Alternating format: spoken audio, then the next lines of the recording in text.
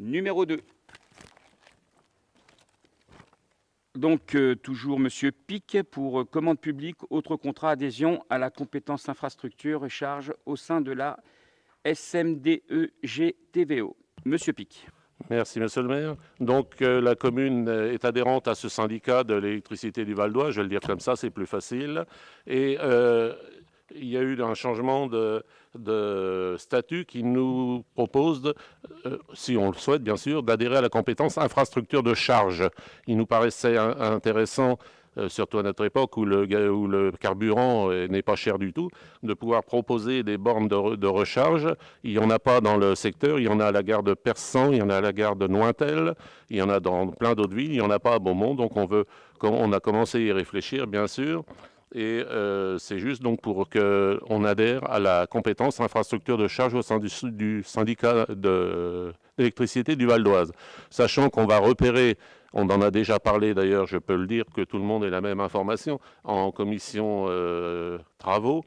Il pourrait y en avoir par exemple, alors place Guy-Moquet, quand on va la rénover, il est évident qu'on mettra 2 places normalement. Il y en aura certainement aussi alors en centre-ville, il faut qu'on voit, mais en face, le G20, là, sur le parking qu'il y a là, où il y a souvent du monde qui stationne là, nous, on va proposer, le syndicat va venir nous visiter, nous dira si c'est possible, et nous guidera, nous aidera pour l'installation de toutes ces bornes.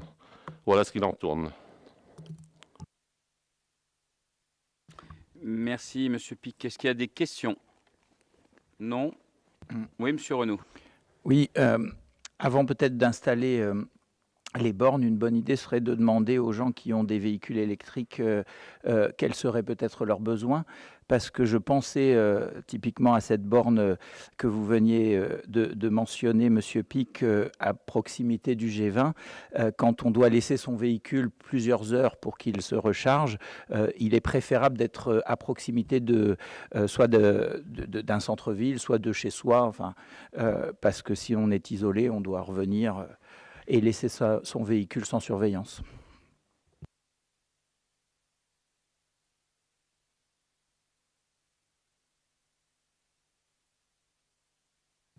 Alors, Monsieur Renaud, le but est d'en installer, donc là on en met une première, et d'en installer plusieurs sur la commune. C'est justement à la suite de demandes de plusieurs riverains, pas un seul, mais plusieurs riverains qui ont des véhicules électriques, qu'on met en place certaines choses. Voilà. Les gens vous ont dit où? Ou ils vous ont seulement demandé qu'il y en ait?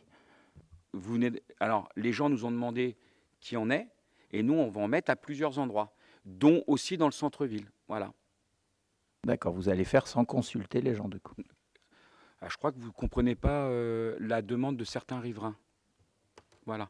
Merci, monsieur. En tant que propriétaire d'un véhicule électrique, j'aimerais être consulté parce que j'ai une expérience de 2 ans maintenant d'utilisation de ce véhicule. Donc, je peux avoir un avis un peu éclairé sur l'usage, le recours à ces bornes, leur localisation. Et pas que moi, d'autres habitants, bien sûr, également. Nous, on a fait directement appel à un professionnel. On a demandé aussi aux riverains. Voilà. Voilà. C'est pas parce qu'on utilise quelque chose qu'on est professionnel de l'outil. Voilà. Donc, merci. Vous avez oublié le riverain que je suis. J'aimerais bien.